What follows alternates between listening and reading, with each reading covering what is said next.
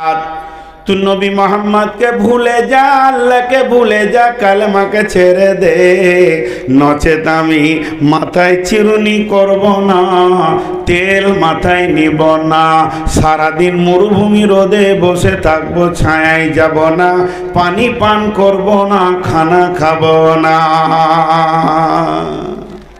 मा जिद धरेছে एक नम्बरे माथा चिरुनी करब ना, तेल निब ना, छायाय যাব ना, रोदे थाकबो, खाना खाबो ना, पानी पान करब ना। ओ बेटा साद, तोके कोले करे मानुष करलाम, এখন তুই ওটা ছেড়ে দে। এমন সময় সাদ বাড়ির একটা ঘরের কোণে থরথর করে কাঁপছেন আর চোখের পানিতে কাঁদছেন আর বলছেন, আল্লাহ একদিকে আপনি, একদিকে আমার মা, আমি ফাইসালায় আসতে পারছি না। এমন সময় সূরা লোকমানের একটা আয়াত নাজিল হলো, যদি তোমার মা বাপ আল্লাহ এবং রসুলের বিরুদ্ধে তোমাকে প্রেরণা দেয়, ওই রকম মা বাপকে না মানলেও চলবে। সাদ হাসতে লাগলো, আল্লাহর ফাইসালা পেয়ে গেল, তাহলে আর আমার টেনশন নাই। সাদের মা দেখলো আমার ছেলে আর টেনশন করছে না। সাদ গিয়ে বলল, আম্মি জান, আপনি আপনার কাজ করতে পারেন, আপনার মতো 100টা মা যদি মরেও যায়, আমি আল্লাহর পথ থেকে ফিরে আসব না। এরপরে কিছুদিন পরেই যুদ্ধ শুরু হয়ে গেল। উহুদের প্রান্তে তুমুল যুদ্ধ চলছে। সাদ রসুলের সাহাবী বীর, হাতে তলোয়ার নিয়ে আল্লাহর নামে কোরআনের পক্ষে নেমেছেন। কোরআনকে বাঁচাও, দিনকে বাঁচাও। ওদিকে সাদের আব্বা চলে এসেছে কাফের বেঈমানদের তরফ থেকে।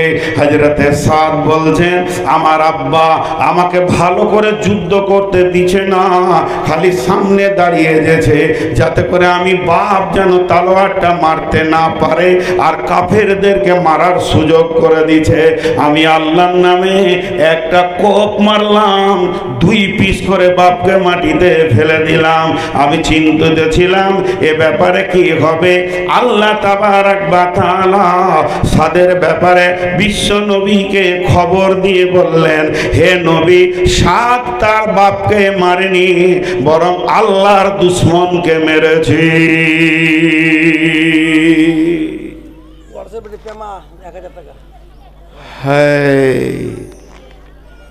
তাহলে আমার জান, আমার মাল আল্লাহ কিনে নিয়েছে।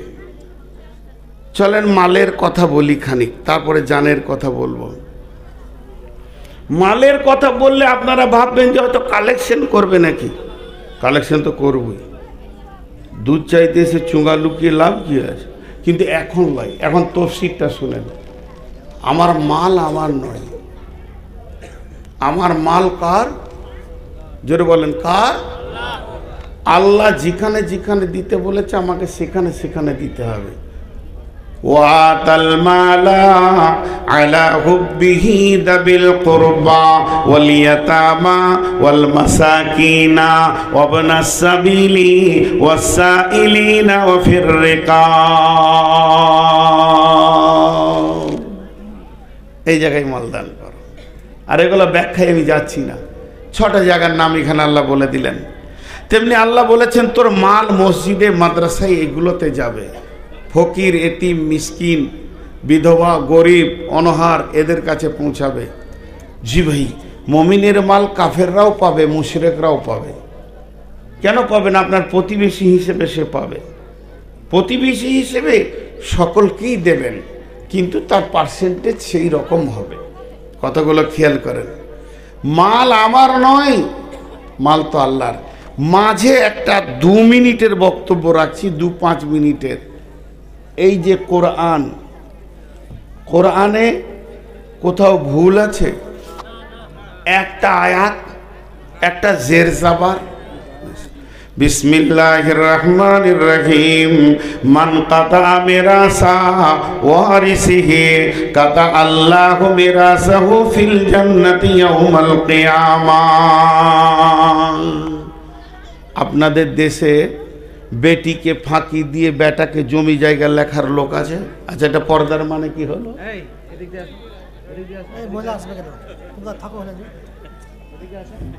ওইখানে বসো।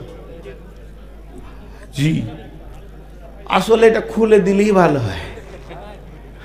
আপনারা আমার সঙ্গে কথা বলেন যে মাল আল্লাহর, আপনাদের দিকে এরকম জমি জমা লেখার লোক আছে?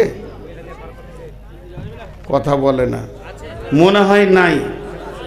বেটিকে ফাঁকি দিয়ে বেটাকে জমি লিখে দিয়েছে, বোনকে ফাঁকি দিয়ে ভাইকে লিখে দিয়েছে, এই ঘটনা আছে না নাই?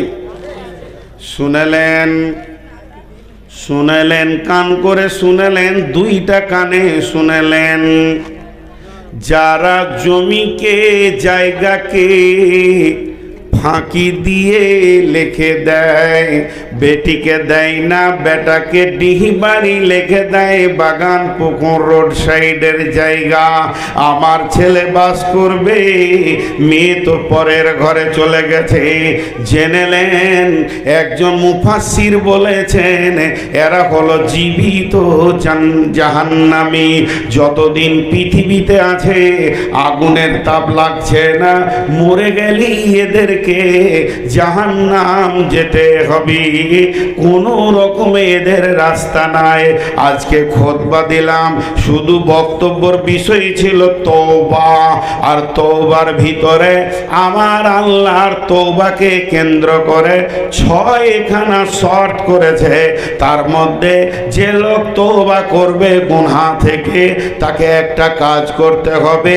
যেমন কারো যদি জমি মেরে রাখে, দাবিয়ে রাখে, টাকা দাবিয়ে রাখে, কারো গালে থাপ্পড় মেরে রাখে, উঁচু নিচু কথা বলে রাখে, তার কাছেও তাকে ক্ষমা চাইতে হবে। জমি মারনেওয়ালা, জায়গা দাবানেওয়ালা আর জমিকে কম বেশি করনেওয়ালা, এদের তওবাও কবুল হবে না। এমনকি হজের ময়দানেও গেলে হজও কবুল হবে না। বেটিকে ফাঁকি দিয়ে বেটাকে যদি 1 কাঠা নয় 1 তিল পরিমাণ লিখে দেয়, যতটুকু শরীয়ত দেওয়ার কথা বলেছে তার বাইরে যদি এই কাণ্ড করে থাকে, খামকা তার মক্কা যাওয়া হচ্ছে এনজয় করার জন্যে, টুরিস্ট করার জন্যে, তার হজ কবুল হবে না, আল্লাহর কাছে তওবা কবুল হবে না। তবে তওবা তখনই কবুল হবে ওই জমিটাকে ফেরত এনে তাদের অংশ বুঝিয়ে দিতে হবে। এর জন্য বিশ্ব নবী বলেছেন, মান কাতা আমেরা সাওয়ারিসিহি কাতা আল্লাহু ফিল জান্নাতি ইয়াউমাল কিয়ামা। কেউ যদি কারো ওয়ারিসের মালকে কেটে নিয়ে আরেকজনকে লিখে দেয়, আল্লাহ তার জান্নাতকে কেটে নিয়ে বেটিদের কপালে লিখে দেবে, আর বেটির জাহান্নামকে সেই বাপের কপালে লিখে দিবি। একটা কথা, এটা আমার ব্রেন থেকে বলছি, এটা কোরআন হাদিস নয়, নিতেও পারেন নাও নিতে পারেন। যে বাপরা এইভাবে বেটাকে জমি লিখে দেয়, ওই বাপদেরকে ওই বেটারাই আবার জুতা মারে। কথা ঠিক না বল? মারে না? আবার 5টা বেটাকে বাদ দিয়ে যদি একটা বেটাকে দেয়, যাকে দিবে সেই জুতা মারে বুড়া বয়সে ওকে, আর যাকে দেয়নি তার কাছে ওর মত হয়। এ বুড়াকে হুঁশ কে দিবে? পান চাবাইতে চাবাইতে এসে বন্ধুদেরকে বলে লিখে দিলাম, বেটিদেরকে দিয়ে কি হয়, দিয়ে দিলাম রাস্তার সারে জায়গাটা। কিন্তু আল্লাহ বলছে ওই একই ডেটে তুই সিগনেচার যখন করেছিস, আরও সে সিগনেচার হয়ে গেছে, তোর জান্নাতটা ওই দিকে চলে গেছে, তুই জানিস না। যারা এটা করে তারা কি করে চলেন, কোরআনে আছে ফারাইজ, আমি মরলে আমার নিঃশ্বাসটা বন্ধ হলে মালটা কে কে কে কে কে কে কে কে পাবে, আছে না নাই? তাহলে ও এটাকে বিশ্বাস করলো না, ও বলতে চাইছে আল্লাহ তোর বুদ্ধি কম, ফালতুগুলো লিখেছিস, আমার বুদ্ধি তোর থেকে বেশি। বেটাকে এইগুলো দিব, বেটিকে ওই খালে বিলে দিয়ে দিব, তুই আল্লাহর বুদ্ধি মোটেই নাই। ওই রকম বেঈমানকে আল্লাহ তাবারক ওয়া তাআলা জান্নাত দেবে? সে পরোক্ষভাবে কোরআনকে অস্বীকার করে, পরোক্ষভাবে, বুঝেন তো, বেঁকে কোরআনকে অস্বীকার করে। এটা একটা বললাম। এবার চলেন আমি যদি 20 কোটি টাকার মালিক হয় আর দান করি, ফারাজ করি, কোরআন যেখানে বলেছে করতে হবে। হযরতে ওসমান গনি রাদিয়াল্লাহু তাআলা আনহু একদিন মদিনার বাজারে গম বিক্রি করতে গেছে। মা বোন,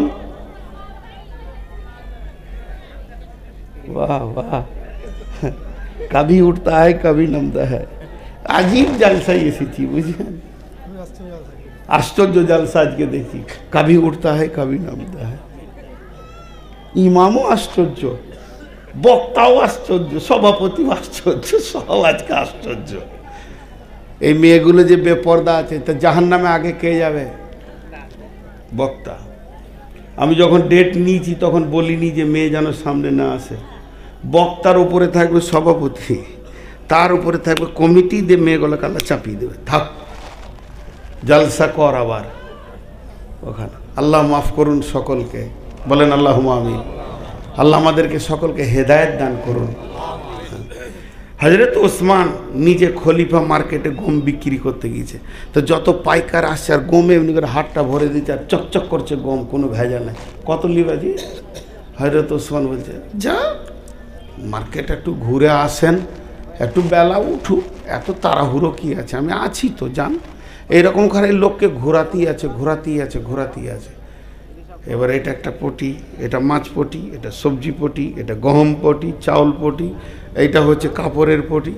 তো যে সুজায় হযরত ওসমান যে লাইনে আছে, যে লাইনে হযরত ওসমান আছে, বহু দূর থেকে মরুভূমিতে একটা দল হেঁটে আসছে। সেই দলটা কেমন মা? ওরে আমার বেটি, দলটার ভিতরে মহিলা আছে, পুরুষ আছে, শিশু আছে, বৃদ্ধ আছে। তাদের শরীরে যথেষ্ট পরিমাণে কাপড় নাই, গায়ের তেল তো দূরের কথা, গোসল কখন করেছে জানে না, মাথায় চিরুনি নাই, চোখগুলি ঢুকে গেছে, পেটটা ঢুকে গেছে, আর হাড়গুলি যেন পড়পড় পড়পড় গোনা যাচ্ছে, কখন খেয়েছে জানে না। হাটবারের দিন ভিক্ষা করার জন্য আসছে, তো আসবিয়াই হযরতে ওসমান যে রাস্তায় আছে ওই পটিতে ঢুকছে। হযরত ওসমান বললেন, দাঁড়িয়ে যাও। তারা দাঁড়িয়ে গেল। লাও তুমি এক সাল লাও, তুমি দু সাল লাও, এই তুমি এক টুকরি লাও, তোমার গামছাটা দাও, তুমি এতটা নাও, তোমরা চারজন নাও, এতটা নাও। আর তারা একটা একটা করে মালকে এইরকম করে পুঁটলা বাঁধছে আর মাথায় নিয়ে আবার ঘুরে চলে যাচ্ছে। তারা এইভাবে যখন চলে গেল, অন্য পাইকাররা এসে বলছে, ও নবীর জামাই, মুসলিম জাহানের খলিফা, খলিফাতুল মুসলিমিন, ওরা কত টাকা আপনাকে দিয়েছে যে মালটা ওদেরকে দিয়ে দিলেন, আমরা মাল নিতে পারলাম না। হযরত ওসমান উত্তরে বলছেন, ও আল্লাহর গোলামের দল, আজকের মালটা আমি আল্লাহর জান্নাতের বিনিময়ে বিক্রি করেছি।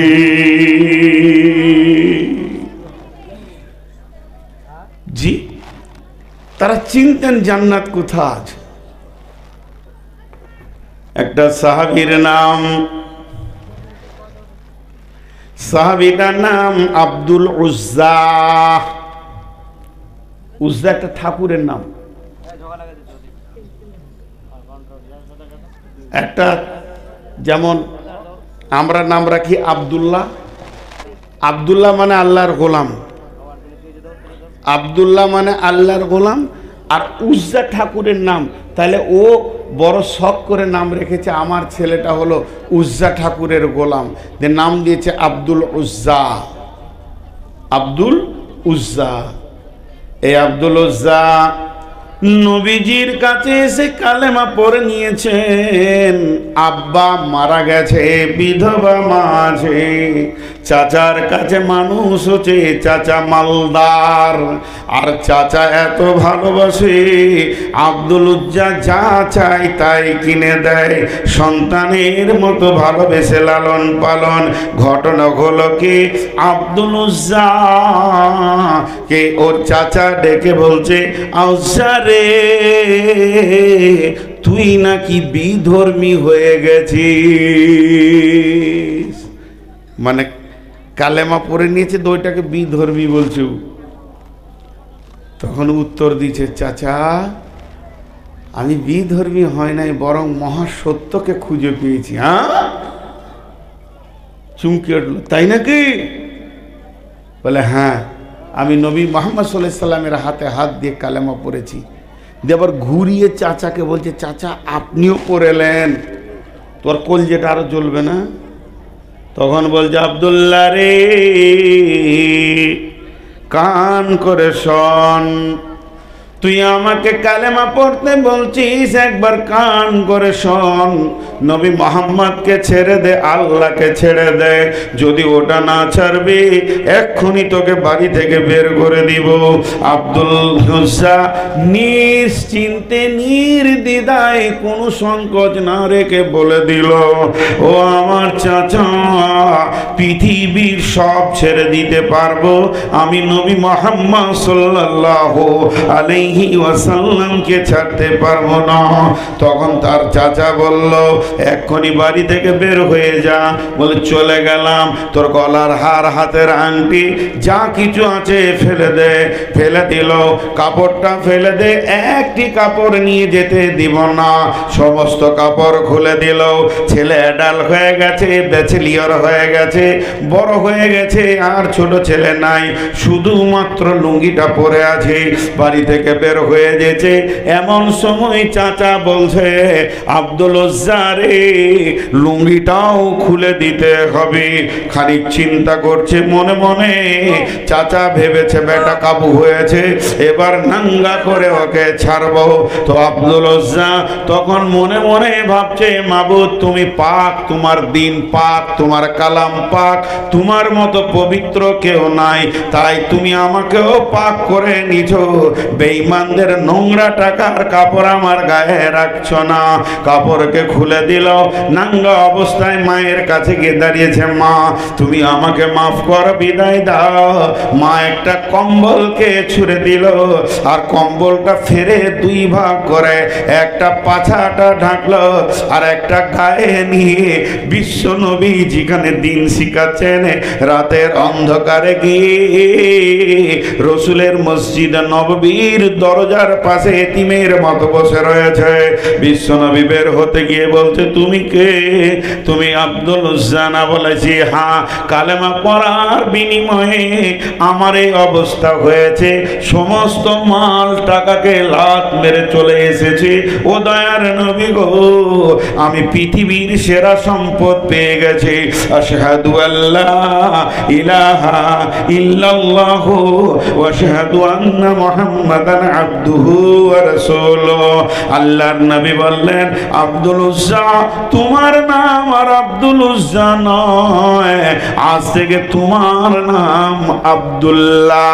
তাই ওকে আব্দুল্লাহ বলা হতো। জুলবাদাইন কেন বলা হতো? দুই কম্বলওয়ালা। তাহলে তাড়াতাড়ি মানুষ বুঝে নিত। মুতার প্রান্তে ডঙ্কা বেজে উঠলো, সাজো সৈন্য সাজো, মুতার প্রান্তে যেতে হবে। বিশ্বনবী বললেন, রে আমার সাহাবীরা, মদিনায় এলান করে দাও, যার কাছে যা আছে মসজিদে নববীতে জমা করে দেবে। এই মালে হাতিয়ার কিনতে হবে, যুদ্ধের প্রস্তুতি নিতে হবে। চারিদিক থেকে মাল জমা হতে লাগলো। ও মা বোন কান করে শোনেন, সেই দিন মদিনার মেয়েরা কানের, নাকের, হাতের, গলার খুলে দিয়ে বিশ্ব নবীর কাছে জমা করে দিয়েছিলেন, আর বলেছিলেন, ইয়া রাসূলুল্লাহ পৃথিবীতে দরকার নাই, জান্নাতে গিয়ে বদলা নেব। বন্ধুরে আমার, ওই অবস্থায় যখন মাল জমা হচ্ছে, আব্দুল্লাহ আসাবে সুফাদের ভিতরে থাকতো, তিনি ভিতরে যেন বেচैन অবস্থায় রয়েছে।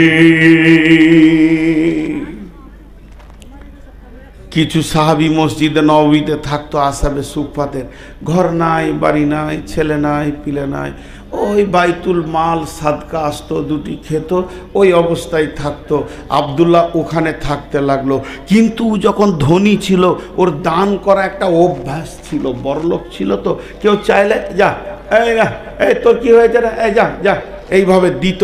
ওর একটা অভ্যাস ছিল, কিন্তু সেই অভ্যাসটাতে এখন দেখছে দানের মালের প্রাচুর্য চলছে, চারিদিক থেকে যেন হইচই লেগে গেছে।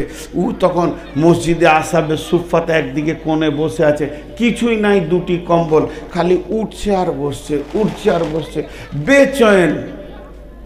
আজ কেন আমি কিছু দিতে পারছি না, তো এইটা যদি দিয়ে দিই তো গাটা খালি, এইটা দিয়ে দিই তো পাছা খালি, একটা খেজুরও নাই যে ওখানে দিই। ওর মনের ইচ্ছা এই মালের যে আজকে প্রতিযোগিতা চলছে, এইখানে আমি আব্দুল্লাহর নামটা যেন আসে। কি আকাঙ্ক্ষা! থাকতে আর পারল না মা বোন, আর থাকতে পারলো না, সহ্য হলো না, এক পা দু পা করে উঠে গিয়ে রসুলের কাছে উনি দাঁড়িয়ে আছে, মাথা নামো করে, মাসুম অপরাধীর মতো। নবীজি বলছে, আব্দুল্লাহ তুমি, এর মানে জানেন? আব্দুল্লাহ তুমি এই কথাটার মানে জানেন? এই কথাটার মানে হচ্ছে এখানে তো মালের প্রতিযোগিতা চলছে, আব্দুল্লাহ তুমি কেন এখন এলে? তোমার তো কিছু নাই। এই জন্য ছোট করে খালি বলেছে, আব্দুল্লাহ তুমি। আব্দুল্লাহ ঝরঝর করে কাঁদতে লাগলেন, চোখের পানিতে বলছে, ইয়া রাসূলুল্লাহ, অনেকক্ষণ থেকে মালের প্রতিযোগিতা লেগে গেছে, আর আমার দিলের ভিতরে জোয়ার ভাটা চলছে। আমি একটা মাল খুঁজে পেয়েছি না যে বিসমিল্লাহ বলে এই মালের ভিতরে দিয়ে আমার নামটা লিখিয়ে দিই। ও দয়ার নবী গো, অনেক খোঁজার পরে একটা সম্পদ পাওয়া গেছে, যদি আপনি গ্রহণ করে নেন তো আমি দিতে রাজি আছি। মাথা নাম করিয়াছে, চোখের পানি টস টস করে পড়ছে দান করার জন্যে। আল্লাহ নবী বললেন, সেটা কি? আব্দুল্লাহ বললেন, ইয়া রাসূলুল্লাহ, আমি আমার জানটা দেওয়ার জন্য এসেছি, আপনি আমাকে জিহাদে নামটা লিস্টে লিখে দেন, আর আল্লাহকে বলে দেন আমার টাকা নাই, আমি জানটা দিব। বিশ্বনবী বললেন, আব্দুল্লাহ তুমি তৈরি হয়ে যাও। আব্দুল্লাহ তৈরি হয়ে গেল, আর মুখে আনন্দের জোয়ার উঠে গেল। এমন জোয়ার বাচ্চা ছেলে যেমন খুশিতে লাফায়, আমি জিহাদে যাব, জান দিব। বিশ্বনবী সাহাবীদেরকে বিদায় দিতে লাগলেন। নবীজি যুদ্ধে নিজেও ছিলেন, সমস্ত সাহাবীদেরকে দোয়া দিলেন। যখন আব্দুল্লাহ রসুলের কাছে গেলেন, ইয়া রাসূলুল্লাহ আমার জন্য দোয়া করেন।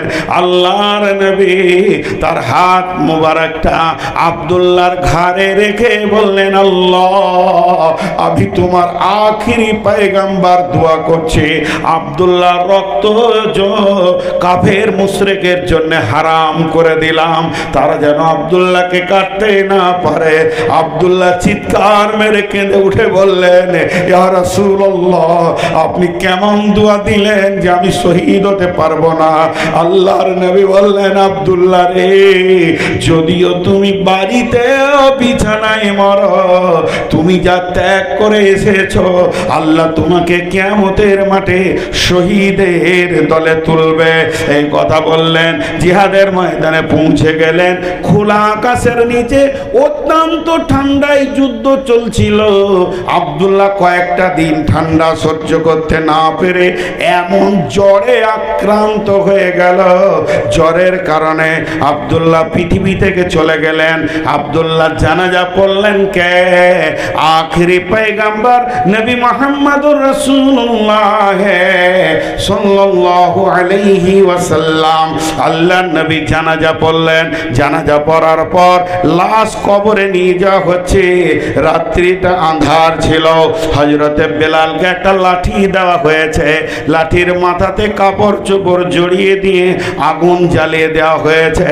এটাকে মশাল বলা হয়। এই মশাল দিয়ে তুমি সমস্ত মুসল্লিদেরকে কবরে নিয়ে চলো, তারা আব্দুল্লাহর মাটি দেবে, জানাজা জানাজায় পড়েছে।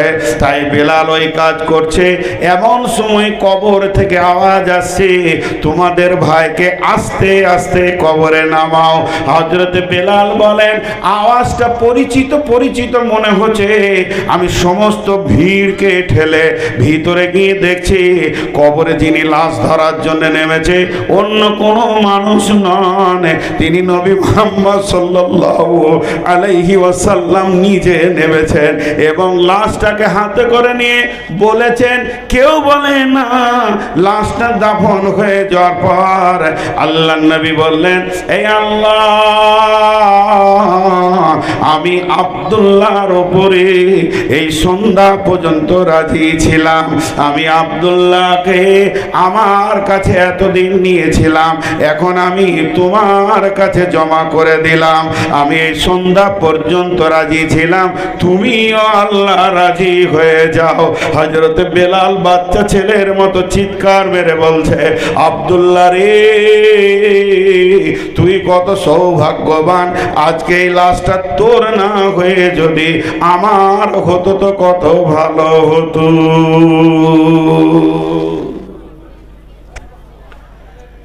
কখন এই পজিশনটা পেয়েছে খালি ভাবেন। ওসমান দিল মাল, আব্দুল্লাহ দিল জান। জি, এই যে রোডে গাড়িগুলো চলছে ফার্স্ট গিয়ারে না সেকেন্ড গিয়ারে না থার্ড গিয়ারে, ড্রাইভার জানে এখন কোন গিয়ার লাগবে। তো সাহাবীরা ছিল দিনের ড্রাইভার, ওরা জানতো জান লাগবে না মাল লাগবে। এখন জান লাগবে না এখন মাল লাগবে ওরা জানতো। জি, ওহুদের যুদ্ধে আর একটা ঘটনা আপনাদেরকে শোনাই। জি, বিরক্ত লাগছে নাকি ভাই?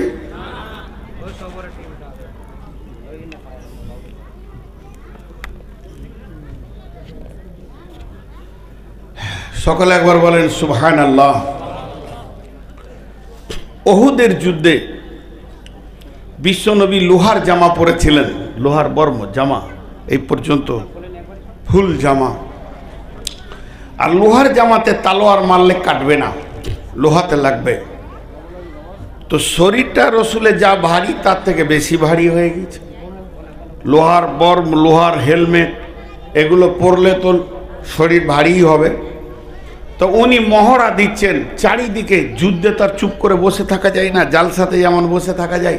চারিদিকে কোন দিকে শত্রু আসছে, কোন দিকে না আসছে, পাহাড়ের কোন গিরিপথে আসছে, চারিদিকে মহড়া দিচ্ছেন। এমন সময় আল্লাহ নবী একটা পাথরে উঠবেন, নিয়ত করেছেন যে পাথরটাতে উঠলে এই ধারটা দেখা যাবে, কিন্তু শরীরটা ভারী। হযরতে তালহা সূক্ষ্ম দৃষ্টিতে রসুলের দিকে বাজ পাখির মতো তাকিয়ে আছেন। যখনই তালহা বুঝতে পারলেন নবীজি পাথরটায় উঠবেন, কিন্তু ভারী হয়ে গেছে শরীরটা, স্বাভাবিকতায় তিনি ব্যালেন্স নিতে পারছেন না। হযরতে তালহা দৌড়ে গেলেন, পাথরের নিচে শুয়ে গেলেন, দিয়ে বললেন, ইয়া রাসূলুল্লাহ, আপনি আমার বুকে পা রেখে পাথরে উঠে যান, আমি সিঁড়ি হয়ে গেলাম। বিশ্ব নবী তালহার বুকে পা রাখলেন আর মুখ দিয়ে বললেন, তালহা রে, তুমি নিজের জন্য জান্নাতকে ওয়াজিব করে নিলে। ভাইরা আমার, এরপর বেঈমানেরা তালহাকে, বেঈমানেরা বিশ্ব নবীকে লক্ষ্য করে তীর মারতে শুরু করেছেন, তীর ছুটতে শুরু করেছেন। আল্লাহর নবীকে তীরের আঘাত লেগে যাবে এই ভেবে হযরতে তালহা বিশ্ব নবীকে জড়িয়ে ধরে এইভাবে পাহাড়ের গর্তে ভরে দিয়ে গর্তের মুখে দাঁড়িয়ে গেলেন আর বললেন, দয়ার নবী গো, খবরদার আপনি বের হবেন না, খবরদার আপনি মুখ বের করবেন না। আমি সমস্ত তীরগুলো নিজের বডিতে নিয়ে নিচ্ছি, এক নয় দুই নয় 180টা, কেউ বলে 280টা তীর বুকে নিয়েছি। এতগুলি তীর রক্তের বৃষ্টি বইছে, হযরতে তালহা পড়ে গেলেন। এমন সময় কেউ বলে খালিদ বিন ওলীদ আল্লাহর নবীকে তুলে আছাড় মেরেছিলেন, কারণ খালিদ বিন ওলীদ তখনও পর্যন্ত ঈমান আনেনি, উহুদের যুদ্ধের পর ঈমান এনেছে। শুধু এই নয় বন্ধুরে, ওই উহুদের প্রান্তে একজন বেঈমান এত জোরে পাথর মারলেন, রাসূলের দাঁত ভেঙে পড়ে গেল, হেলমেটটা ঢুকে গেল, রক্তে রঞ্জিত হয়ে গেলেন। আল্লাহর নবী পড়ে আছেন, হেলমেটের দুইখানা হুক ঢুকে গেছে। আল্লাহর নবী ওই রক্তাক্ত অবস্থায় পড়ে রয়েছেন। হযরতে আবু বকর দৌড়ে আসছেন, হযরতে আলী ঢালে করে পানি আনছেন। আম্মা জান ফাতেমা খেজুরের পাতা চাটাইকে পুড়িয়ে ছাইগুলোকে ব্যান্ডেজের ঔষধ তৈরি করছেন। বন্ধুরা আমার, এমন সময় হযরতে আবু বকর রাসূলের মাথায় একটা হাত আর ঘাড়ে একটা হাত, দুইটা হাতকে দিয়ে দাঁতকে রেডি করেছে, হেলমেটের হুকটাকে টান মারবে। আর তালহা পড়ে আছে 180টা তীর খাওয়ার পর। তালহা বলছে, ভাই আবু বকর, তোমাকে আল্লাহর কসম দিছে, আমি নবীজির খিদমতে অনেকক্ষণ থেকে লেগে আছি, বাঁচবো না মরবো জানি না, আমাকে নবীর খিদমতটা শেষ পর্যন্ত করতে দাও। আল্লাহর নবী আবু বকরের মুখটা সরিয়ে দিলেন। হযরতে তালহা ওই অবস্থায় হাঁটু ছুটু করে এসে একটা হুককে টেনে বার করে পড়ে গেলেন। তখন আবু বকর দেখলেন মনে হয় আর একটা বের করতে পারবে না, একইভাবে কসম দিয়ে সরিয়ে দিলেন, দ্বিতীয় হুকটা বের করলেন। বন্ধুরা আমার, ওই তালহা যেদিন মারা যায়, ওই তীরের ঘাতে তিনি মারা যাননি। বহুদিন পর তালহা যখন মারা যায়, আল্লাহর নবী জানাজা পড়লেন, জানাজা পড়ার পর লাশ কবরে রাখলেন এবং সমস্ত দাফন কাফনের কাজ যখন শেষ হয়ে গেল, বিশ্ব নবী বললেন, মাবুদ, তোমার আখেরি পয়গম্বর আমার তালহার জন্য একটা দরখাস্ত দিছে তোমাকে। যেদিন ইসরাফিল সুর ফুঁকবে আর দল দল মানুষ কিয়ামতের মাঠে উঠবে, সেদিন আমার তালহা আপনার কাছে যখন উঠবে, মাবুদ রে, আপনি তালহাকে দেখে হাসবেন আর আমার তালহা আপনাকে দেখে মুচকে হাসবে।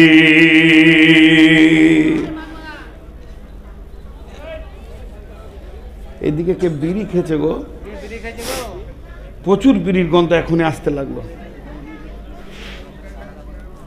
আমি এই গন্ধটা নিতেই পারি না। কেউ পেছনে বিড়ি খেয়েছে। এই বেঈমানদের হুঁশ কবে হবে? জি দেখেন তালহা তিনের জন্য কি করেছেন। এর জন্যই আল্লাহ বলছে, তোদের জান মালকে আমি কিনে নিয়েছি। মা বোন, আপনাদেরকে একটা শোনাই,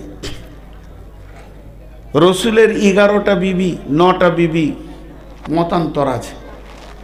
তার মধ্যে একটা বিবি ছিল কুমারী, যাকে কোনো পুরুষ দেখেনি জীবনে, রসুল প্রথম দেখেছেন, তিনি হলেন আম্মা জান আয়েশা। ধ্যানের সঙ্গে শোনেন, তিনি হলেন আম্মা জান আয়েশা। তো আয়েশার সঙ্গে রসুলের কথা চলছে,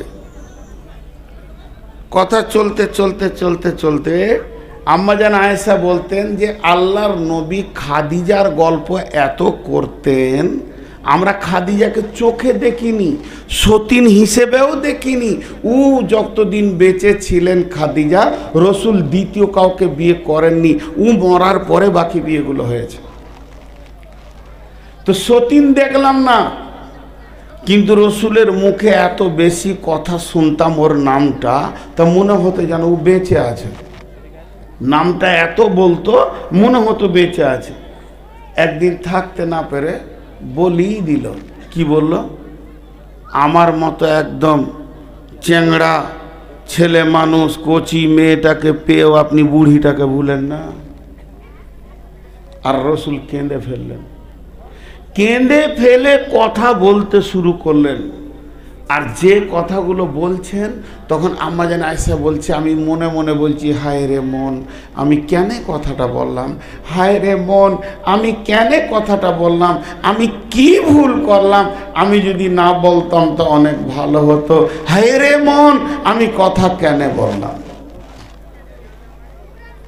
নবীজি বলতে লাগলেন, আয়েশা শোনো। আম্মাজান আয়েশা বলেন, বিশ্ব নবীর কাছে দামি খাবার বা কোনো হাদিয়া আসলে বিশ্ব নবী প্লেটে করে নিয়ে মদিনাতে বলতেন, মক্কায় বলতেন, কে আছো খাদিজার সাহিলি, এগুলো তোমরা খাও, তোমরা খেলে আমি মনে শান্তি পাবো। খাদিজাকে তিনি কোনোদিন ভুলেননি, তাই তার বান্ধবীদের খবর নবীজি নিতেন। বন্ধু, এবার ঘটনা হলো কি, বিশ্বনবী খাদিজার ঘরে দীর্ঘদিন কাজের লোক ছিলেন, ম্যানেজার ছিলেন, কাপড়ের ব্যবসা করেছেন। যেদিন থেকে বিয়ে হয়ে গেল খাদিজার সেদিন বাড়ির লোক হয়ে গেল। বিয়ে যখন পড়ানো হচ্ছে, খাদিজা তার বান্ধবীদেরকে ডেকে বলছে, ও আমার বান্ধবীরা, তোমরা আমার বাসর ঘরটা সাজিয়ে দাও। আমার একটা স্বামী মারা গেছে, আর একটা স্বামী তালাক দিয়েছে, আমি আবার নবস্বামী পেয়েছি রে, একদম 25 বছরের নব যুবক পেয়েছি। খাদিজা ছিলেন বড় কবিরাজ, সে জানতো যে এটা কি সাপ আছে, এটা নবীজি কি মানুষ এটা তিনি বুঝে নিয়েছিলেন তওরাতের পণ্ডিত হওয়ার কারণে। তাই তিনি আনন্দে উৎফুল্ল হয়ে বলছে, বাসর ঘরটা সাজিয়ে দাও। সাজিয়ে দেওয়া হলো। আম্মাজান খাদিজা উম্মুল মুমিনিন, আম্মাজান খাদিজা মুমিনের মা, আম্মাজান খাদিজা হাসতে হাসতে বাসর ঘরে রসুলের কাছে যেছেন। বিশ্ব নবী চোখের পানিতে কাঁদছেন, অঝর নয়নে কাঁদছেন, চোখ যেন ছল ছল ছল ছল হয়ে রয়েছে, গালগুলো যেন ফুলে গেছে। বিশ্ব নবীকে তখন খাদিজা বলে দিলেন, ও নবী মুহাম্মদ। তখন নবী হননি, আমি নবী ছাড়া কথাটা বলতে পারছি না, শুধু মুহাম্মদ বলতে আমাকে বেয়াদবি লাগছে, তাই আমি বলছি, ও নবী মুহাম্মদ, মনে হয় যেন আপনি আমাকে বিয়ে করে মেনে নিতে পারেননি। আমি হলাম 40 বছরের বুড়ি, আপনি হলেন 25 বছরের যুবক। আমি হলাম বিধবার কন্যা, আপনি হলেন নববর। আপনার মনে হয় আমার মতো বুড়িটাকে বিবি বলে মেনে নিতে কষ্ট হচ্ছে, আর আমি আপনাকে প্রস্তাব দিয়েছি, আপনি আমার ঘরে ম্যানেজারি করেছেন, এই জন্য আমার প্রস্তাবকে প্রত্যাখ্যান করতে পারেননি। আমি তো দেখেছি, তাই আপনি মনে হয় মেনে নিতে পারেননি। বিশ্বনবী বললেন, না না না খাদিজা রে, তুমি এমন কথা বলবে না। আমি তোমাকে স্ত্রীর জায়গায় রেখেছি, প্রেম অ্যালবামে তোমাকে ভরে নিয়েছি, তোমাকে আমি ভালোবেসে নিয়েছি, আমি বয়সের দিকে দেখতে যাইনি। ও আমার বেগম রে, তবে কেন কাঁদছি তুমি শুনবে কে? আজকের দিনে যে মেয়েটি তোমার গালে চুমা দিত, আমার মা আমিনা, সে পৃথিবীর বুকে নাই। আর যে মানুষটি তোমার মাথায় হাত দিয়ে দোয়া করতো, আমার আব্বা আব্দুল্লাহ, সেও পৃথিবীতে নাই। আমি মা দিতে পারলাম না, আব্বা দিতে পারলাম না, আমি একজন এতিম। শুধু তাই নয় ও খাদিজা রে, তোমার ঘরে যখন কাজ করেছি তখন দেখেছি কত রাজা বাদশার ছেলে, কত জমিদারের ছেলে হাজার হাজার সোনা দিয়ে, ভরি ভরি সোনা দিয়ে তোমাকে বিয়ে করতে চেয়েছে। না জানি কেন তুমি তাদের বিয়েকে প্রত্যাখ্যান করেছ, আমাকে তুমি কবুল করে নিয়েছো। আমি একজন এতিম, আজকের দিনে তোমাকে অলংকারে সাজাতে পারলাম না। আমি একজন গরিব, আর একটা পুরুষের জন্য মাল না থাকলে যে অবস্থাটা হয় খাদিজা রে, আমি ওই অবস্থায় যেন চোখে ছল ছল পানি এসেছি। পাল্টা খাদিজা বলছে, ও নবী মুহাম্মদ, এটাই যদি কারণ হয় তাহলে আমার বক্তব্য শুনতে হবে। নবীজি বললেন, বলো। খাদিজা বলতে লাগলেন, ও নবী মুহাম্মদ, মালটা যদি কারণ হয়, আমি খাদিজার যত স্থাবর অস্থাবর সম্পত্তি আছে, যত গরু ছাগল উট দুম্বা আছে, সব সোনা দানা বাড়ি ইভেন আমার বডিটাও পর্যন্ত এক্ষুনি দান করে দিলাম আপনাকে। আপনি না বলা পর্যন্ত আমার পা চলবে না, আপনি না বলা পর্যন্ত আমার চোখ দেখবে না, আপনি না বলা পর্যন্ত আমার কান শুনবে না। আমি সব দান করে দিলাম। আমি এখন কাঙালি হয়ে গেলাম, আমি এখন ভিখিরি হয়ে গেলাম। এখন তুমি বলো ও নবী মুহাম্মদ, আপনি বলেন আমার মতো কাঙালিকে গ্রহণ করবেন কি? বিশ্ব নবী বললেন দাঁড়াও দাঁড়াও দাঁড়াও, আমার আর একটা বক্তব্য শুনে নাও, তারপরে তুমি দান করবে। নবীজি বলছেন খাদিজা রে, আমার কাছে মাল থাকবে, বিধবা কাঁদবে, এতিম কাঁদবে, এ কথা আমি মেনে নিতে পারবো না।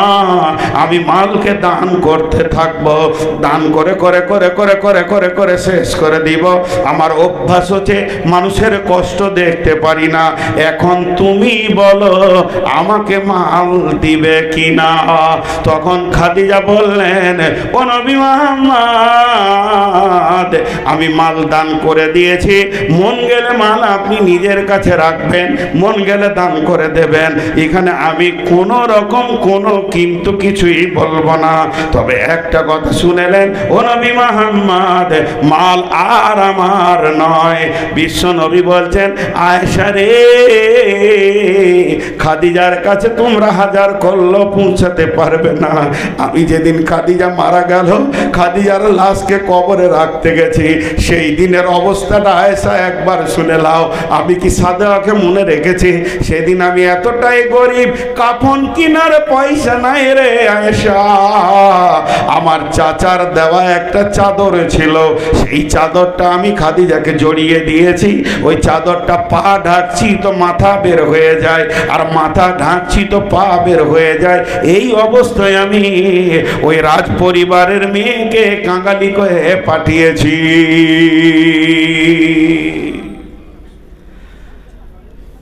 মাল জানতো আল্লাহর,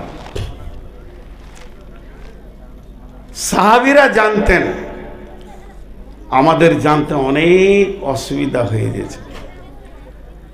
আল্লাহ বলছেন যে তোমরা জান মালকে আমার রাস্তায় দাও।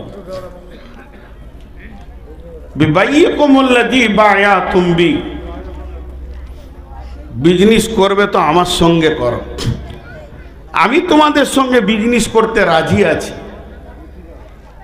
আমি নারাজ নই, আল্লাহ রাজি আছেন। ভাই যতটি লোক আছেন ওঠা বসা করিয়েন না। আরো কয়েকটি কথা আপনাদের সামনে আমি বলতে চলেছি, কিন্তু আজকে আমরা জানি না কোনটা ঠিক কোনটা ভুল। বিশ্বনবী বলছেন তোমার মাল তো তিনটি, যেটা খেয়েছো এটা তোমার মাল, যেটা তুমি পড়ছো এটা তোমার মাল, যেটা খেয়েছো সেটা পায়খানা, যেটা পড়ছো সেটা পুরানা, আর যেটা তুমি টেবিলে দান করছো এটা তোমার মাল। 10 লাখ টাকাও যদি দান করে দেন এইটা মরার পর ফারাজ হবে না। 5টা বেটা মরার পর বলবে না বাপের জোহরের নেকিটা তুলে আসরের টামিলি ফজরের টামিলি, বলবে না। আমল তো আমল আপনার আপনার, বাকিগুলো ফারাজ হবে। যেগুলোকে তুমি বলছো ধন, এগুলো হবে বন্টন, কোরআন বলে দিচ্ছে। তো যতগুলি মহিলা আর যতগুলি পুরুষ বসে আছেন, হাতগুলোকে ধরে বলছি 10টা মিনিট আপনারা উঠবেন না। 10টা মিনিট, মাত্র 10 মিনিট। দেখেন উঠিয়েন না ভাই, 10টা মিনিট। কেউ আল্লাহর গোলাম আছেন যে এই মসজিদে 5000 টাকা দেবেন? আমি হাদিস বলা বন্ধ করিনি, কারণ সময় কবলে এসে গেছে। মা বোনেদের ভিতরে কেউ 1000 টাকা দেনেওয়ালা আছেন? ধান, ভুট্টা, সরিষা, গম লিখে পাঠান। আপনারাও লিখেন, সিমেন্ট লিখেন, 1 প্যাকেটের দাম দেবেন, 2 প্যাকেটের দেবেন। কিন্তু দেখেন আমার হাতের দিকে তাকান, ভিখারির মতো আপনাদের হাতগুলোকে ধরছি। খবরদার খবরদার উঠবেন না। 10টা মিনিট আপনি মরে যাবেন না। আমি তো হাদিস কোরআন বলতে রয়েছে, আমার তো বক্তব্য বন্ধ নেই। এখন কেউ আছেন একটা 5000 টাকা দেনেওয়ালা, 1000 টাকা দেনেওয়ালা, 10,000 টাকা, 20,000 টাকা দেনেওয়ালা? আল্লাহর ঘরে? জি। হজের সময় এইখানে নিয়ে এসো, তা হজের সময় এইখানে আপনি টাকা জমা দেবেন ব্যাংকে। এখন আর ব্যাংক যেতে হচ্ছে না, মোবাইলে এমনি করে টাকা মারবেন, আপনার বুকিং হয়ে যাবে মক্কা মদিনায় হোটেলের রুম নাম্বার, কত নম্বর সিটে আপনি থাকবেন, বুকিং হয়ে যাবে। আর আল্লাহ রসুল বলছেন এই পৃথিবীতে কেউ যদি মসজিদকে বানায় তো তার জান্নাতে ঘর বেনে যাবে। আপনাকে মিস্ত্রি আর সিমেন্ট নিয়ে গিয়ে জান্নাতে ঘর বানাতে হবে না। মান বানা লিল্লাহি মসজিদান বানাল্লাহু লাহু বাইতান ফিল জান্নাহ। জি ভাই।